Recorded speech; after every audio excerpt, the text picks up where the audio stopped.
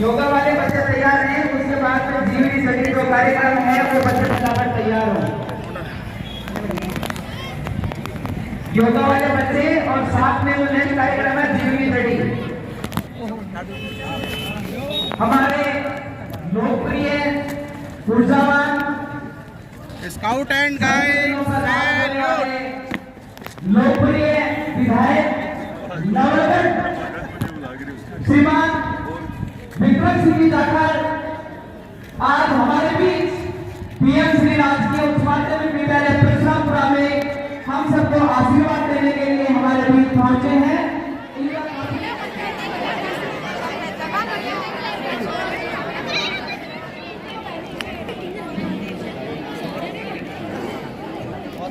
सभी बच्चे लोकप्रिय ऊर्जावान नवलगढ़ की जनता के दिलों पर राज करने वाले हमारे लोकप्रिय विधायक श्रीमान विक्रम सिंह जी जाखड़ महोदय का परशुरामपुरा ग्राम पीएम श्री राजकीय उच्च माध्यमिक विद्यालय परशुरामपुरा के स्टाफ एसडीएमसी एसएमसी के सदस्यों सभी के द्वारा जोरदार स्वागत सम्मान।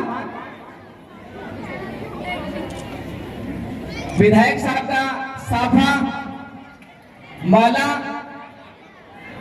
पहनाकर स्वागत किया जा रहा है और लास्ट में सबके द्वारा विधायक साहब को मोमेंटो प्रदान किया जाना है। सभी साथी जो नीचे हैं वो भी ऊपर आ जाए ताकि विधायक साहब के साथ में हम भी हो जाए।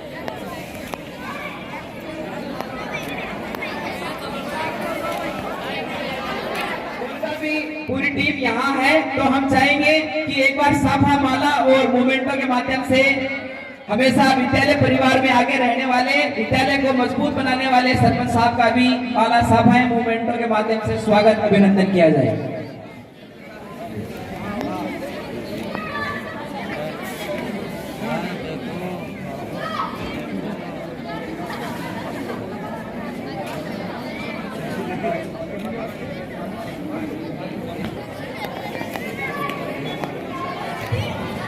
सबके मन जैसे खिलखिलाने लगे। छोटा टैलों के साथ में पुनः विधायक साहब का अभिनंदन स्वागत। मेरा सहस्ता प्रधान महोदय साथ मुझे खुशी है इस बात की कि आज तक यहाँ जो विधायक बने कोई भी वो लगातार निरंतर इतनी विद्यालयों में वार्षिक उत्सव में नहीं पहुंचे हैं जितना आज मैं जाकर आया हूं। वो आपकी ताकत है, आपका प्रेम है। मेरे लेट होने का कारण यही था, कारण कि पहले इस वार्षिक उत्सव को जनप्रतिनिधि हंसी मजाक में ले लेते थे। इन बच्चों के विशेष कार्यक्रम को जो बच्चों का 1 साल का पढ़ाई का जो लेखा जोखा और वार्षिक उत्सव में पूरे गांव के लोगों का आना जाना और साथ में अभिभावकों का आना जाना, उसके बावजूद भी लोगों का कार्यक्रमों में कभी नहीं जाते थे। बड़े नखरे से कोई एक आध जगह जाते थे, लेकिन मुझे इस बात की चिंता है कि मैं भी सरकारी विद्यालय में पढ़ा हूं। जाखल और कारी, जिस जमाने में हम कारी तक मेरे बाबू साहब के साथ हम पैदल जाते थे और पैदल जाने के साथ साथ मैं आपको बहुत एक बड़ी बात बताना चाहूंगा। जाखल से लेकर कारी तक इतना कच्चा था रास्ता कि गाड़ी आराम से दौड़ के नहीं जाती थी। हम आराम से उसको पकड़ के उस पर चढ़ के भी जा सकते थे, पर चढ़ते तो उससे पहले ही उतरते ही वहां पे कान पकड़ते, बाल पकड़ते, छत्ते की मारते। ये तय नहीं था, इसलिए हम उस बस की तरफ देखते भी नहीं थे। सीधा जाना सीधा आना। तो मैं आज राजकीय उच्च माध्यमिक विद्यालय परशुरामपुरा में वार्षिक उत्सव में और इस समारोह में और इस समारोह को शानदार बनाने के लिए इस गांव के जनप्रतिनिधि के अलावा परशुरामपुरा ग्राम के प्रमुख लोगों ने बहुत समय दिया है। इसके लिए मैं आप सबका बहुत बहुत धन्यवाद करता हूं। आप सबके इस कीमती समय को ये मान के चलना कि इसका कर्जा मैं चुकाऊंगा कभी वक्त पर आता। साथ ही मंच पे मैं सम्मानित मंच करते हुए यहां के प्रबुद्धजन को, नौजवान और आसपास के गांवों से काफी लोग पधारे हुए हैं, उन सबका धन्यवाद करते हुए मैं इन प्यारे बच्चों को और इन प्यारे बच्चों को उज्जवल भविष्य की कामना करता हूं, क्योंकि आज ये दिन आप सबके पिछले साल से लेकर आज तक के आपने कैसी शिक्षा ग्रहण की, कैसे गुरुजनों ने पढ़ाया है, आपके अभिभावक भी आए हैं और इस विद्यालय के जितने भी शिक्षार्थी है, शिक्षक गण, अधिकारी, कर्मचारी सब, इन सब का आज के दिन इनकी मेहनत, इनका कर्म, इनका रिजल्ट सामने आता है। इसलिए ग्रामवासियों को निश्चित रूप से आना चाहिए, अभिभावकों को भी आना चाहिए और जो यहाँ का भामाशाह जो स्कूल के प्रति भाव रखता है, गांव के प्रति भाव रखते हैं, वो और इस सरस्वती के मंदिर में मेरा आना विशेष इसलिए था कि मैं यहाँ का जनप्रतिनिधि हूं, इसलिए मुझे आकर के ये सब कुछ देखना भी चाहिए। चाहे कितना भी समय लगे, लेट हो, पर मैं आज आप सबको ये बताना चाहूंगा कि जो जीवन आप लोगों ने हर कक्षा में मेहनत करके पढ़कर आप बढ़ते रहे हो और एक अच्छे विद्यार्थी के रूप में आप बैठे हो, पर आपका भविष्य आपके हाथ में है। ये भविष्य अच्छा सुंदर तब बनेगा जब धैर्य से, अनुशासन से पढ़ करके आप आगे बढ़ोगे तो ये मोदी जी का सपना पूरा होगा 2047 का, विकसित भारत का। देखिए आने वाला समय आपका है और ये अच्छा समय तब आएगा आपका जब लगातार आप शिक्षा के क्षेत्र में मेहनत करोगे। आज की शिक्षा वो नहीं रही है, ये समय बदल चुका है। हर क्षेत्र में कंप्यूटराइज काम, हर क्षेत्र की शिक्षा अलग हो चुकी है। वो पहले वाली किताबी अकेले किताबी ज्ञान से काम चलने वाला नहीं है। तो मैं बच्चों के लिए कोई भी मेरे योग्य कोई काम हो, शिक्षा के संबंधित इस विद्यालय में, तो यहां का पूरा स्टाफ मुझे कभी भी कह सकते हैं। इसके साथ साथ मैं यहाँ के सभी शिक्षकगण हैं, उन सबको कहना चाहूंगा कि हमें जिम्मेदारी जब सरकार देती है तो हमें बखूबी निभाना चाहिए, अच्छे से निभाना चाहिए, क्योंकि आपके हाथ में ये देश का भविष्य आपके हाथ में है। कभी खिलवाड़ नहीं करना चाहिए। समय पे आना, समय पे देखना, समय पे काम। किस किस के बच्चे कितनी मजदूरी मेहनत करके माँ बाप इनको पालते हैं, पढ़ाते हैं, विद्यालय में भेजते हैं। इनके चेहरे से हर एक शिक्षक को ध्यान रखना चाहिए कि ये पूरे दिन आपके भरोसे रहते हैं। तो आपको मैं मेरे मन की बात थी ये बताई। साथ में कन्नीराम जी ने मुझे कहा है एनसीसी के लिए प्रयास करने में मैं कसर नहीं छोड़ता हूं। जो चीज मुझे मिलने वाली नहीं भी हो तो भी मैं कोशिश कर सकता हूं, और कोशिश करने में मैं कभी पीछे नहीं हटता हूं। बहुत सारे लोग बाग जिस काम को नहीं समझते हैं, मैं उस काम को भी करा लाता हूं। पढ़ना जानता हूं, करवाना जानता हूं। मेरी इच्छा सदैव ये रहती है कि मैं नवलगढ़ के लिए दिन रात निरंतर काम करके और कोई अच्छा रिजल्ट आए कि भविष्य में ये लिखा जाए कि पहली बार देश आजाद होने के बाद भारतीय जनता पार्टी का विधायक बना था, उसने ये काम किया। ये लिखाना चाहता हूं, मैं दिखावा नहीं करना चाहता हूं। साथ ही एक आपने कहा है इस स्कूल के पानी की,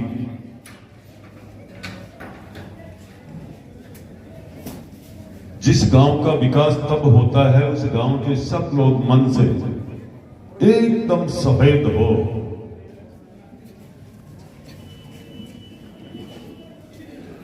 मन में कुछ और, मन मापर और चित और पर, ऐसा विकास नहीं हो सकता है। विकास तब होता है जब हम सही तरीके से साथ रहते हैं और काम करते हैं। बहुत लोग बोलते हैं, आपने देखा होगा अभी आपके नजदीक के अंदर श्री सीमेंट की फैक्ट्री के सामने आए दिन धरना प्रदर्शन कर रहे हैं। कतई विक्रम जाखल के फर्क नहीं पड़ सकता है, कभी भी कलंक नहीं लग सकता है ऐसे नाथ जी का चेला हूं, क्योंकि मैं उस रास्ते नहीं जाता। लोभ लालची व्यक्ति होता वो श्री सीमेंट के आगे पीछे घूमता विधायक बनकर, पर मुझे घूमने की आवश्यकता इसलिए नहीं थी कि फैक्ट्री को पैसे देने, किसान को लेने हैं। बीच में एमएलए से ईमानदारी 2 कदम भी चाल कर तो कहेगा कि वो दलाली कर लिया। ऐसी व्यवस्था से मैं बहुत दूर रहता हूं। हो सकता है ईश्वर मेरे कर्म में, भजन में दम होगा तो निश्चित रूप से वो नीचे भी आ सकता है। मैं सच्चाई में चल रहा हूं और आप देखना, याद रखना इस बात को, अभी तो शुरुआत है। बहुत अच्छे रिजल्ट आएंगे। आज 2-2, 3-3 प्लांट इस नवलगढ़ में आ रहे हैं। बहुत बड़ा सौभाग्य है। मैं कभी किसान और नौजवान के विरोधी नहीं हूं। आज इस वार्षिक उत्सव के समारोह के माध्यम से ये कहना चाहता हूं, हमें याद रखना चाहिए उस गुजरात को, उस अहमदाबाद को, उस हिम्मतनगर को, उस बड़ौदा को, उस दीन को, उस सूरत को, तारानगर को, वलसाड़ को, वापी को, भिवंडी को, कलकत्ता को, बॉम्बे को, जिस जगह बड़े बड़े उद्योग लगे हैं वहां 20-20 हजार लोगों को रोजगार मिला है। उद्योग लगने से पहले हम एक तरफ राइजिंग राजस्थान, एक तरफ न्यूसेंस करते हैं हम लोग। कभी ऐसा नहीं होता है।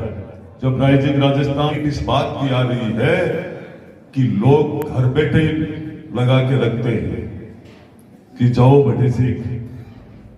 अब पीसा फैक्ट्राना जो मैं ही बोल रही हूं, मैं किन दिवा दूधे बताऊंगा, सच कह रही हूं या गलत?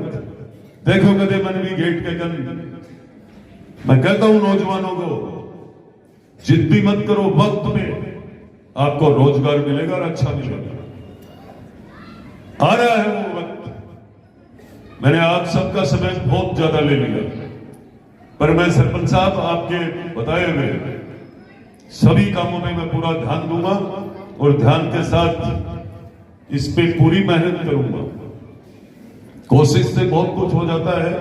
मुझे बहुत कुछ याद है, जब मैं जाखल की नगर पालिका के लिए मैंने सीएम साहब के पास मेरी मांग रखी तो मैंने 2 मांग रखी, एक साथ जाखल और ढूंढ लो, तो उन्होंने कहा एक ही मिलेगी।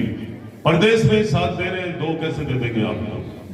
मैंने कहा साहब जाखल को ही दे दोगे तो मेरी सबसे बड़ी इज्जत खराब हो जाएगी, लोग कह देंगे अपने गांव को बढ़ाइए। मैंने कहा कैंसिल कर दो इसको। जब जाकर 2 दी तो आटो लगाबो और कड़ी गालबो मन पुरिया हुआ। जब वक्त आएगा मैं आपके लिए, इस विद्यालय के प्रोग्रेस के लिए, इन बच्चों की शिक्षा के लिए और यहाँ के स्टाफ के लिए कभी भी मेरी आवश्यकता हो आप मुझे याद कर सकते हो। सदैव आपके लिए मैं तत्पर रहूंगा। पधारे हुए सभी का मैं बहुत बहुत आभार व्यक्त करता हूं। साथ में इन प्यारे बच्चों के भविष्य उज्जवल कामना करता हूं कि आपका भविष्य उज्जवल हो और आप कभी कुछ ऐसे बनो कि हमें भी पता लगे कि ये बच्ची कोई आरएस बन के बैठी है, कोई आरपीएस बन के बैठी है, कोई आईएएस बना है।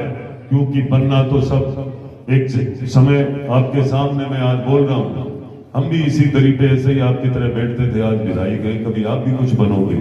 तो बनने के लिए आपको प्रयत्न करना पड़ेगा, निरंतर कोशिश करनी पड़ेगी, हर दिन आपको याद रखना पड़ेगा कि हमने हमारे काम में कितना काम किया है, कितनी देर पढ़े हैं, क्या किया है, तब जाकर के आप। इतना ही कहकर मैं मेरी वाणी को विराम देता हूँ। जय हिंद, जय भारत। तो आप एक अच्छे बच्चे नहीं हो, अच्छे स्टूडेंट नहीं हो। आप जिस उद्देश्य के साथ स्कूल में आते हो, उस उद्देश्य को याद रखकर बड़ी ही शालीनता से, बहुत ही ईमानदारी से मेहनत करते हो। कहा जाता है कि जो व्यक्ति खामोशी के साथ मेहनत करता है वो व्यक्ति बहुत आगे जाता है और सफलता के नाम से शोर मचाता है। ये बात इसलिए कहना चाहता हूँ क्योंकि आप सारे मिडिल क्लास फैमिली से आने वाले बच्चे हो। हमारे माता पिता घर पे कितना काम करते हैं, कितनी मेहनत करते हैं, उसके बावजूद आपको स्कूल में पढ़ने के लिए भेजते हैं। वो आप में एक सपना देखते हैं कि मेरा बच्चा आगे जाके मेरा गांव का नाम रोशन करेगा, मेरे परिवार का नाम रोशन करेगा। आपको याद करना चाहिए कि सुबह कितनी जल्दी उठ के आपकी माँ घर में कितनी भी तेज धूप हो, सर्दी हो, गर्मी हो, कुछ नहीं देखती, वो ईमानदारी से अपना काम करती है आपके लिए। वो चाहती है कि मेरे बच्चे को किसी प्रकार की परेशानी ना हो। वो आपको सोना सोना करते हुए अपने बाल चांदी जैसे कर लेती है, लेकिन हमारे बच्चे वो नहीं सोचते कि मेरे माता पिता मुझसे क्या चाहते हैं। मैं आपको कहना चाहता हूँ, आप बहुत सारे बोर्ड की क्लास में परीक्षा देने वाले बच्चे यहाँ बैठे हैं। अगर आप चाहते हो कि मेरा नाम जिले में आए, मेरा नाम स्टेट में आए, तो आपको करना होगा, मेहनत करनी होगी, पढ़ना होगा। और जिस दिन रिजल्ट आए और उस दिन आपके पापा के पास आपके पड़ोसी बच्चे का पापा आके कहे कि मालो छोरो तो जिला में टॉप करिए, था लोगों के डंग है बी टाइम। अगर थे चाहो कि मालो बापू नीची बुद्धि ना करे और ऊपर गर्दन करके कहे तूने एक शेर पाला है तो मैंने एक सवा शेर पाला है। तेरे वाले बच्चे ने जिले में टॉप किया है, मेरे वाले बच्चे ने प्रदेश में टॉप किया है। ऐसी भावनाएं आपके अंदर होनी चाहिए। और बात करते हैं स्कूल की, बात करते हैं विद्यालय की। एमएलए साहब, हमारे स्कूल में बहुत सारे बच्चे हैं, यहाँ पर अभी भी एनसीसी का अभाव है। क्यों ना यहाँ एनसीसी को शुरू किया जाए। और विज्ञान वर्ग में यहाँ बायोलॉजी का सब्जेक्ट नहीं है, हमारे बच्चे बहुत दूर तक पढ़ने जाते हैं। हम चाहते हैं हमारे स्कूल में बायोलॉजी और एनसीसी दोनों यहाँ खुले ताकि हमारे बच्चों को ये सुविधाएं मिल सके। मैं गांव के लिए भी कहना चाहता हूँ, ये इतना बड़ा स्कूल गांव के बीच में है, लेकिन गांव के बाहर गंदे पानी की निकासी नहीं होती है। हमारे बच्चे गंदे पानी से होकर स्कूल में पहुंचते हैं। जब बारिश आती है, जनरेटर लगा के वो पानी बाहर निकालते हैं। तो आपसे अनुरोध करते हैं कि जल्दी से जल्दी वो गंदे पानी की निकासी भी आप अपने अगले बजट सत्र में लेके आए। क्योंकि हमने देखा है कि जब पिछला बजट आया था तो उस बजट में नवलगढ़ के विकास का डंका बजा था। आप तो बहुत ही कर्मठ हैं, बहुत ही ईमानदारी के साथ काम करते हैं। निश्चित रूप से हमारा ये काम आप बहुत जल्दी करोगे। अभी कुछ लोग मांग कर रहे हैं कि 2-2 ग्राम पंचायतें बनेगी, पंचायतों के टुकड़े होंगे। मैं चाहता हूं पंचायतों के टुकड़े न हो और हमारी ग्राम पंचायत नगर पालिका बने, जो बहुत पहले बन जानी चाहिए थी। आपसे उम्मीद करते हैं कि आपके कार्यकाल में नगर पालिका निश्चित रूप से बनेगी और ग्राम पंचायत परशुरामपुरा में गंदे पानी का जो बहुत दिनों से समस्या है उसकी निजात मिलेगी। जय हिंद, जय